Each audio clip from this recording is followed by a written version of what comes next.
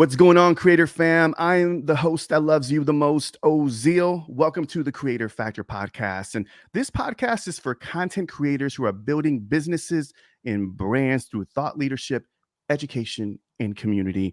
And here we promise to give you different perspectives, different vibes on how to help elevate your creator factor. And today I am excited, my friends, to chat with an award-winning digital marketing specialist and social media consultant who's worked with world-renowned companies such as Ogilvy and Mather, Google, and Meta, just to name a few. And aside from being a consultant and being a rock star, she's also a generous content creator just like us, sharing her knowledge and expertise on YouTube, teaching us how to do digital marketing better. Creator Fam, let's welcome to the podcast none other than my friend, Laurie Wang in the house. Laurie, how you doing? Ooh, what an amazing introduction. Thank you so much, Ozeal. Great to be here. Bringing the energy from Love Houston it. to the UK to We feel London it here in the specifically. UK. You feel it? You feel it? You feel the We vibe? feel it. Come on, Creator Factor. Let's go. Let's go. This is Woo! not a boring podcast, y'all. We're going to bring the energy here. All right. Uh-huh. Laurie, you're in London. I love New York. New York has that kind of same London vibe, that same energy. Tell me, what's like your favorite thing about living in London? That's a really hard question because I've been here for some time and I really take literally everything for granted. But really, really, like, I think if I think really hard, one of my favorite thing is the double deckers in, the double decker buses in London. Classic. Those red buses you see everywhere in the London movies. So my favorite things on a Sunday morning, I have a toddler, so I get up really early. And about 8 or 9 o'clock, you jump on those double-decker buses, sit right in the front on the second level. You see the best views of London, literally for free. Well, pretty much for like £2.80, but for free almost. It's one of the best things, I think. And yeah, you get to see the best part of the city when it's quiet. You feel like you have the whole city to yourself. I love it. Double decker added to the list when I visit London. Got it. Done. Definitely plan on visiting soon. Let's talk a little bit about the journey. You worked in digital marketing in the corporate world, as I mentioned, with some pretty big brands. And then you went to freelancing, right? And then you transitioned into building a personal brand as an online educator, as a content creator, as a consultant. Share with us that aha moment, that pivotal moment when you discovered you want to pursue this journey as a content creator, as a teacher, and doing everything that you're currently doing. Yeah. So it really came very unexpectedly. So at the time I was running my digital marketing consultancy after I left Google and Meta. At that point, I was doing a lot of teaching with my clients naturally anyway, because if anyone here listens to the show who've been trying to do, let's say, Facebook pixels installation on their website or trying to get Google Analytics running on the back end and all that kind of stuff, they know that it's actually quite technical if you don't know how to do it correctly. And for a lot of my clients, what I do is I literally had to jump on a call with them, show them step by step how to do something like that when I was first starting out. And what I realized might be more time efficient if I record myself doing the actual thing that repeat over and over again, and then post it online and then share the link with them that way. So it kind of came very unexpected in the back of that when I was sharing this video about how to install a Facebook pixel on my client's website. I sent her the link and I didn't think too much of it. And then a few months later, I started realizing that video started getting a lot more views or from searches of people looking for it online. And I was putting my thinking hat on, given that I used to work at Google, knowing that YouTube is probably the second largest search engine in the world. Why not start doing more videos like this to help others who might be needing information like that? Because obviously people have a need for it, it looks like. So I just did it very, not very consistently, pretty much doing it every few months or so, maybe put a video up. It wasn't really until the pandemic when things slowed down a little bit on the speaking front, which is part of my business as well. As you can imagine, all the conferences shut down. Yeah. And I realized that everyone's attention shifted to online at the time. Why not start creating more consistent videos on my channel? So I literally just start drafting up a little content plan and start thinking about what other questions people might have in digital marketing. And that's when the channel started to grow slowly but consistently at first. And then really, I would say the majority of my overall followership on YouTube so far came in the last 6 months or so. And it really shows kind of that consistency and also compound effect that happens over time, especially with places like YouTube, for example. We're going to talk about the YouTube channel at Laurie Wang. Definitely highly recommend you check it out. Let's talk a little bit about, you mentioned Google and Meta and some of the big brands you work with. What were like some of the biggest lessons that working for those big companies that you discovered about yourself that really leveled you up as a digital marketer? Yeah. So for me, when I started working on the Google Digital Garage program, which is actually the one that when I was recruited to come in to help with, basically it's a program to help educate small businesses and individuals to upskill themselves in digital marketing for free online and also in person as well. And this is one of the areas I feel that for small businesses, especially, they don't have access to that information elsewhere except going to a very expensive, larger agency that they probably won't be able to afford the monthly retainer for. And for me, this is a program that's really close to my heart because, we really got to travel the country to literally speak to individuals on the ground, show them the program, and also have individual trainers delivering the content that I helped to create at the time across the UK and seeing how much of an impact it had on people's lives and also their businesses. And I love that about it. Like there was actually a hairdresser in Bristol who now expanded to several different locations because of leveraging some of the concepts in that course. So things like that, where you literally have a very tangible effect on someone's lives. And I think that really made me realize this is an area I want to go into eventually, which is why I set up my own digital consultancy later on. And with Meta was when I was actually helped to roll out the female education entrepreneur program, basically on how to run Facebook ads effectively online. And again, another program really close to my heart because, as we know, across the world, women founders are actually a very disproportionate number compared to men. And I want to just be there doing my part, really, to help out as many female entrepreneurs as possible to help them leverage more of that knowledge, right, to be able to grow their business online. So really, on the back of those two things, it made me realize more of the pivot, the direction I wanted to take with my own business.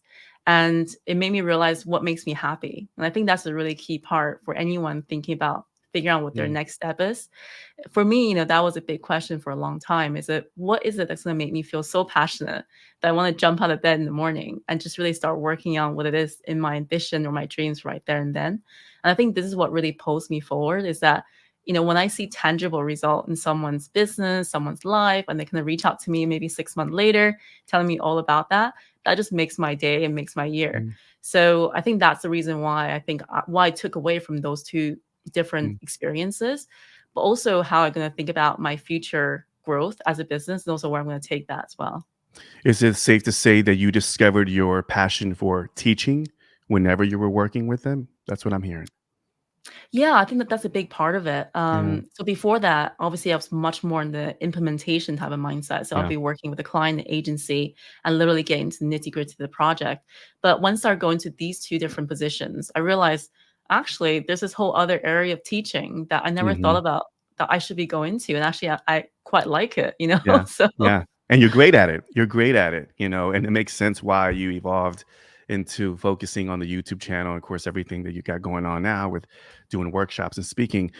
Let's talk a little bit about digital marketing and, what are some of the current trends that you're seeing in the digital marketing social media space that we as creators should be paying attention to? yeah. So one thing I really noticed, especially being a creator myself, being in the trenches, because I Mhm, believe in being an operator, right? Where you're actually doing everything you're preaching really out there. And being in the trenches of the last 2 years or so, I started seeing this shift of the overall algorithms across social media to going from being follower first to not being content first. And let me explain that a bit more. So follower first back in the day was, let's say on YouTube, for example, you could have a million subscribers. And then when you post a new video, that a million subscribers, or the majority of them, will actually get prompted either in their YouTube feed or maybe on their YouTube notifications that this person had just posted a new video. And that video probably get lots of views because of it, because obviously you have the existing subscriber base to actually watch that. Now, when it comes to content first, which is what we're moving into, is someone with, let's say, even 5 or 10 subscribers have the potential, if you have a really great piece of content, to get picked up by the algorithm, really realizing that people are really enjoying this video and want to watch it and have a very positive engagement with it, let's say sharing or commenting. And they're going to show that content to a lot more individuals in a very short amount of time. And all of a sudden, this just opens up so much possibility for smaller creators and also smaller brands across the board because you now have the opportunity to literally jumpstart your growth by just being a really great creator. Because, creating anything from scratch, we Yeah. can all do that with our own talent. But I think that also levels out the playing field for those with existing larger follower bases versus the smaller ones. What are some of the common mistakes that you're seeing, specifically for content creators, educators, entrepreneurs, um, who are trying to really level up their digital marketing efforts and building their brand? What can we do better? Because when I'm hearing what you said is that I'm hearing that it's volume, right? It's great for a great opportunity for small creators to get caught up in the algorithm and to catch fire. But I'm hearing also that is the strategy now like volume? Like, what are some of the things that you're seeing that we're not doing correct that we can kind of start shaping towards the algorithm and to maybe catch a spark and go viral, maybe? Yeah. So, I mean, the viral part, we're going to come back to that because I have some very strong opinions about it, but we'll talk Let's about it go. later. But I think, I hit a something trigger that point. I hit a trigger point. All right, go ahead. Go I'm ahead. like, I'm like trying to hold back. She's like, well, hold up. I got you. Let me go and take it. I got you. Go ahead. Yeah. So I would say mistakes wise, I mean, again, I myself have done this in the beginning as well. It's basically trying to be every single place at once. Hmm. And we being, one person teams or just kind of very small teams across the board, you don't have the resources or the time to do it all. And the thing is, we have this thing called the shiny object syndrome. I'm sure everyone's heard of it. It's real. It's basically dangling over your heads over time being a creator. And the thing people probably, resonate with this is that you always you'll be doing one thing. For example, you want to focus on, in this case, YouTube, right? And then other people are telling you on the side, oh my gosh, you're missing out this huge opportunity on TikTok. Have you not heard of TikTok? You should be on there.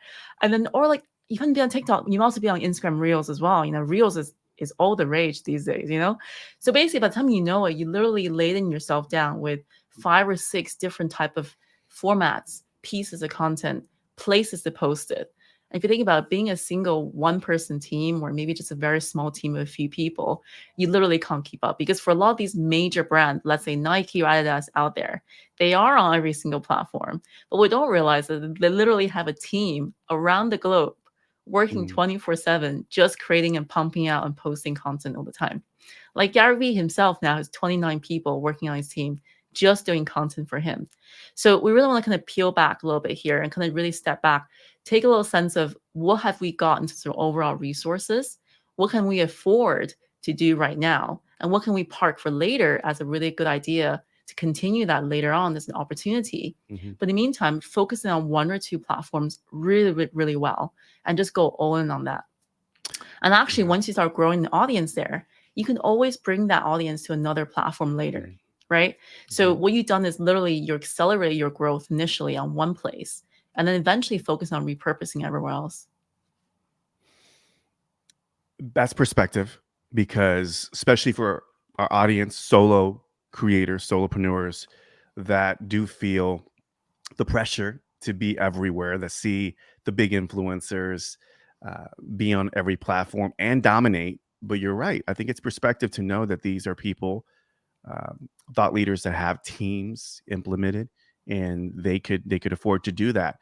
But we're also going up against time and money, right? Having the money to be able to hire a team to execute, but also time. It is exhausting, especially when you're trying to produce high quality content and then have the bandwidth to deploy all the content and all the platforms. So I'm glad that you said pick to 1 to 2 platforms, dominate, and then expand from there. How do we as content creators identify like what platform to go? I mean, we could see, okay, this could be great on Instagram, and I have a video, so it should go on IG Reels and TikTok and on Snapchat, etc. Like, how do we identify what that one platform, that 1 to 2 platforms that we should focus on? What strategies do you have about that? Yeah, I recommend thinking back into what do you enjoy creating in what format. So, for example, there's some of us, and I put my hands up for this. I'm just not a great writer. I tried this for the longest time. I'm working on this. I'm not saying I can never do it, but I'm just not a very strong writer. Yeah. And it's the one thing I recognize in myself. And I realize for me, what comes naturally is I enjoy making videos. It's just one of those things I was always very curious about. I was curious about how to work a camera. I love using cameras in the early days when Instagram was around, taking photos. So I learned the kind of intricacies behind creating content in that format. And that's something that's naturally makes me curious, want to explore further. So I think we should all kind of think back to what makes you come alive when it comes to creating content. Do you enjoy writing? Yeah. Do you enjoy taking photos? Do you enjoy making videos? Right. So these different formats really kind of, or do you enjoy audio, which, in your case, Ozeal, you're an amazing podcaster. So all these different formats, really think about, which one really kind of comes naturally to you. And that'll make the whole content creation process a lot more easier with less friction as well. Because I think as content creators, the more friction we give ourselves, the less we want to do it. And there are Mm. lots of people that I spoke to, for example, that said, Laurie, I just hate being on video. I don't want to show my face. And I always say, don't worry about that. Then don't do it. Think about something, a format that you're comfortable with. Maybe just do only audio, because that might even come easier to you, because it just has to involve you recording on the mic rather than having to make yourself look good on camera, right? As some people who would tell me that. So, think about what kind of format makes you happy to create. And also think about how can you use that format then to put onto a platform that speaks to this natural format. I So love for that. example, on Twitter, on LinkedIn, very text heavy, and people Mhm. love text heavy based content there. So think about how you can leverage those platforms if you're a natural writer. So if you're a more visual person, then obviously Instagram, YouTube, TikTok, great for those video based content.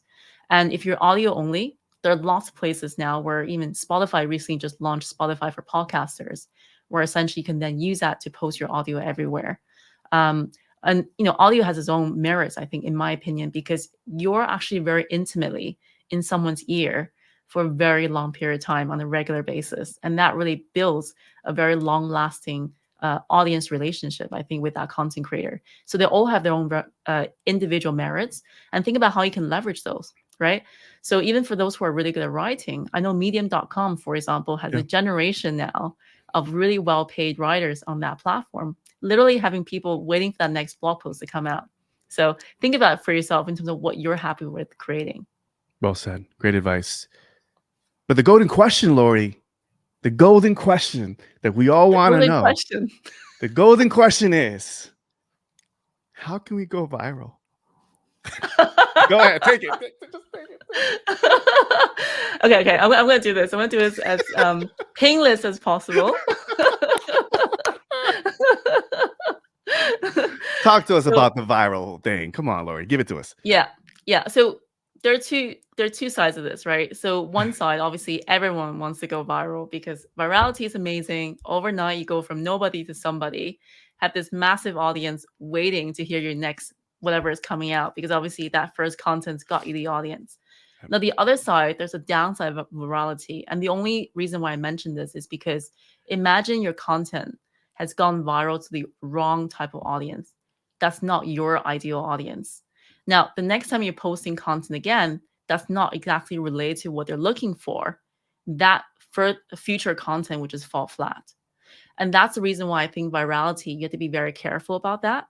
Of course, virality is great because if you can get viral, go viral to the right type of audiences, you're off to the races, right? Yeah. So, but the key thing here is thinking about, if you do go viral, make sure that piece of content is actually relevant to your audience that you're looking for.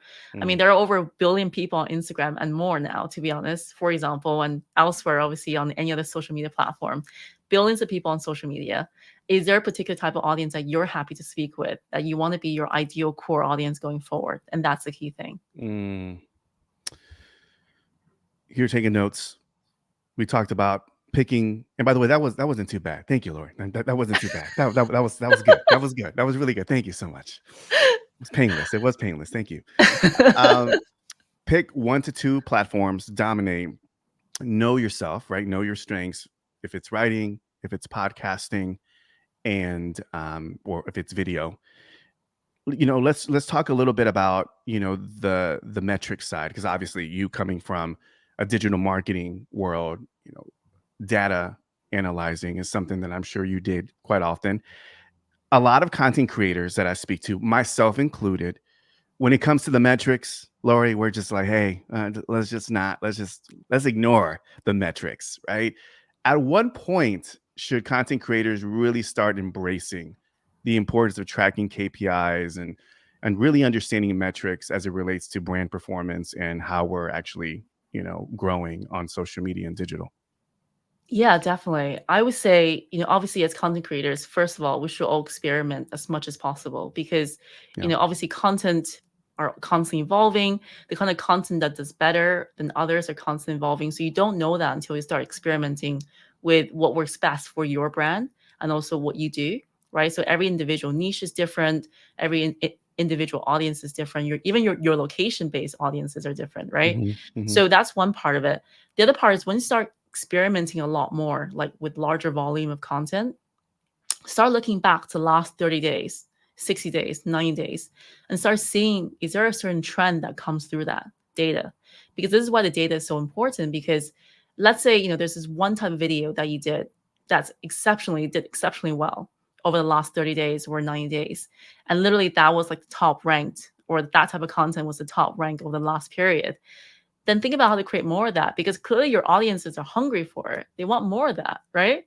So this is the thing where, we really should use the data to our advantage, because a lot of times as content creators, we're so busy making new content all the time. But we need to also look back into the historical stuff that we've done. Is there anything that's really speaking out to our audiences that we can really pick up on, and then use that as a learning process to make even better going forward? And that saves you time, it saves you the effort, and also gives you more potential ideas for future content as well. Do you have any tools, resources, or software that you use to track metrics on social? Yeah. So aside from the native stuff that you already have in, let's say, YouTube, Instagram. So YouTube Right. Studio is great for that. Yeah. Instagram, its own analytics, fantastic for it. LinkedIn has a tool called Taplio. So Taplio not only helps you track your metric as a creator on that platform, but also you can use it to help you create AI generated content for your LinkedIn post. Obviously, with AI content, I always put a caveat there is try to, obviously use it as a guidance, as a 90% of the work done for you, but you want to go in there, give that extra 10-20% human intervention. So that's a great tool for it. And overall, as a social media tracking and analytics, popster.com, so popster.com, Okay. Okay. is great for looking at not only your own social media platforms, its engagement, the best kind of content that came out of that in the last, like, how many period you want to look at, but also you can use it to look at other competitors in the space and what their best content was, and then really learning from that and thinking how you can make either similar versions of it, of your own type of that content, or something even better than that, but using that as inspiration. So that's a really great tool for other content creators out there as well. So what I'm hearing is, in regards to just tracking metrics, just create the content, obviously, and create a nice volume to where you can go back and start tracking. So sooner than later is what I'm hearing, right, Lori? It doesn't. We should probably be tracking the content. Okay, yeah, that's what I'm getting. And have you heard of Metricool? I think somebody mentioned Metricool. Have you heard of that one? I haven't used that one. Definitely heard of Somebody it. mentioned that Yeah, to me. I'll look into it. Thanks for mentioning Yeah, that. yeah, Yeah, yeah. I think that's one that I'll they're check it saying out. that it actually pulls all the analytics, excuse me, from all the platforms and gives you like a report. So I think that's one that I heard recently. You mentioned AI. Mhm. Let's talk about the A word that everybody is talking about these days. I swear, like every conference that I went to, I mean, I AI. know. I mean, they were packed. South I by know. Southwest and some of the big conferences. We'll love to get your thoughts, on how this technology with AI is emerging and how it's going to impact social media marketing and also for the content creators that are building businesses around their brands. What are your Yeah. thoughts? So the downside of AI is that there are lots of content being pushed out now by every single person out there. And Yeah. there are lots of that, right? Where you see it, you can definitely tell it's generated by AI, because usually it doesn't have a lot of personal take on it, or Yeah. it sounds very robotic. And that's the one thing we want to avoid as content creators, is that we can use AI, I think, in my opinion, as an amazing tool to make our content more efficient, to make our and take away that writer's block, for example, that many of us have. Doesn't matter what we're doing, right? If you're Mhm. writing a script for an audio podcast, for a video, Yeah. or for your own blog post, you need a bit of help on that sometimes. But when you do have that, like I said, that initial kickoff process with the AI tools, which is fantastic for, go in there, make sure to put in your own unique take and perspectives and your own human voice on there, because that's what people really follow you for as a content creator, and follow you specifically because you have that unique voice that no one else has. And that's why you want to go in there, make sure to look through everything, make sure to check all the facts as well, because obviously AI Yeah. tools are not guaranteed to always be 100% accurate. And can just think about, is there anything particular in your own experience you can add to it to make it a bit more interesting? I find that sometimes on my YouTube channels, like the best videos that do well are actually the ones with a bit of a story in the beginning, because that's my personal unique story that happened to me. And I think as humans, we really enjoy hearing other people telling about their life stories and their life journeys. So think about how you can add a little bit of that. Every one of us have a unique story in us, I think.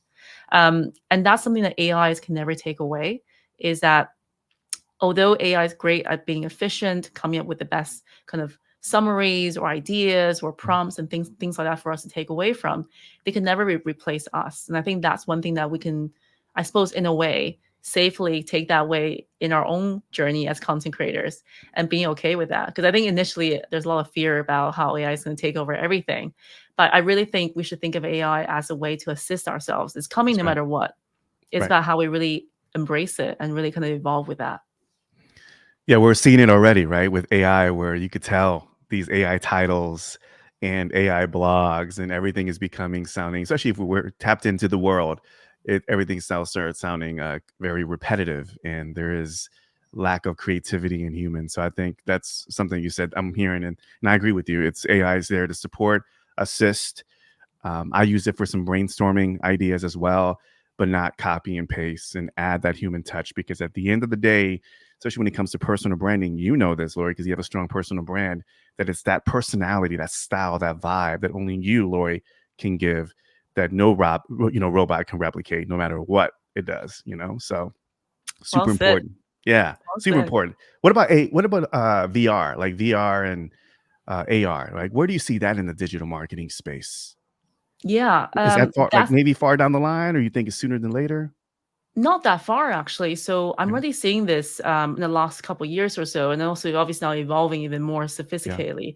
So just a backstory: my husband wrote a book during the pandemic with Penguin Random House called Energize, and he actually decided to launch his book in the metaverse. And what he did was essentially created this virtual reality space with this company that he was friends with.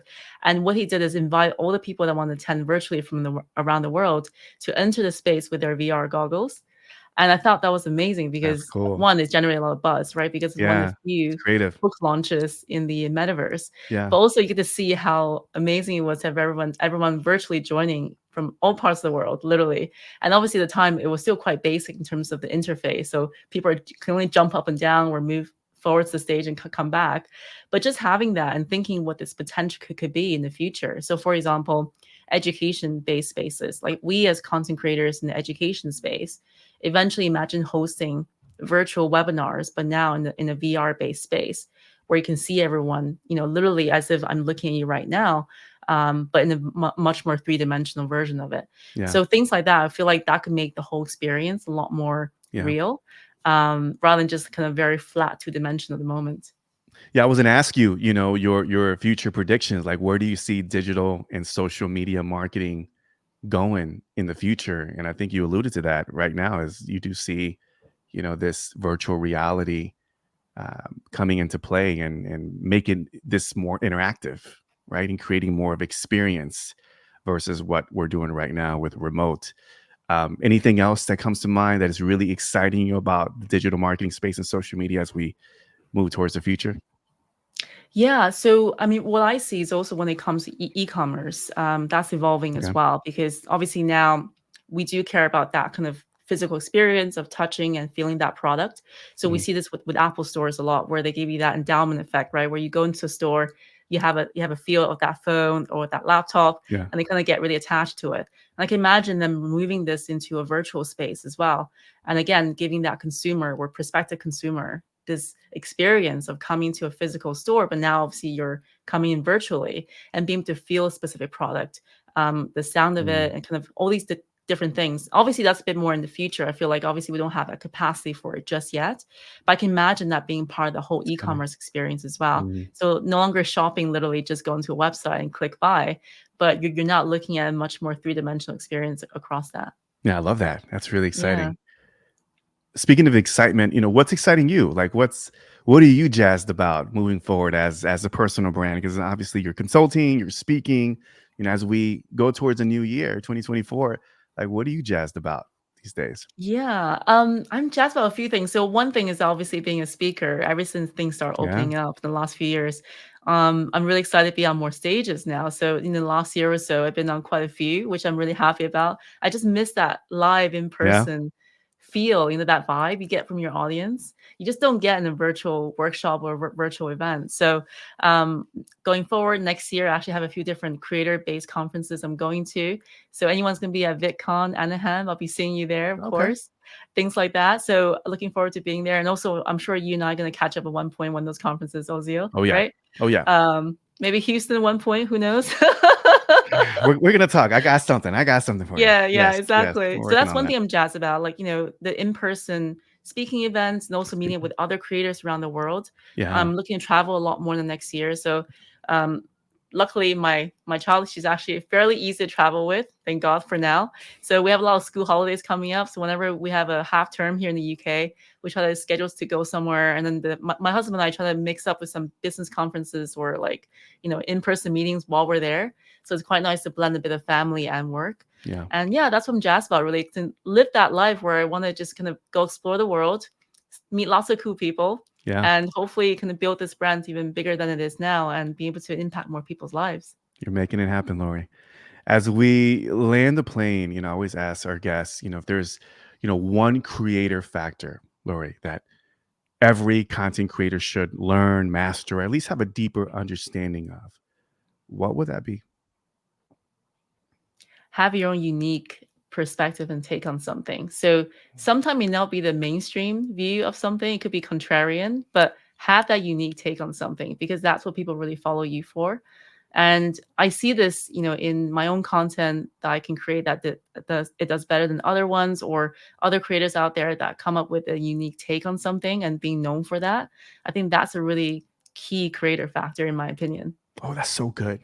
Okay, I have to do a follow up.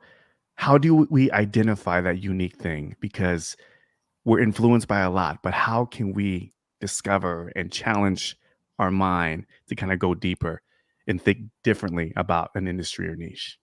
I love that follow up. I had to. I had I to. love it. I love it. That was a great. Yeah, I think, it really comes on the back of you literally learning, absorbing everything in your industry initially when you first start out, because that's how everyone starts out. That's how I started out.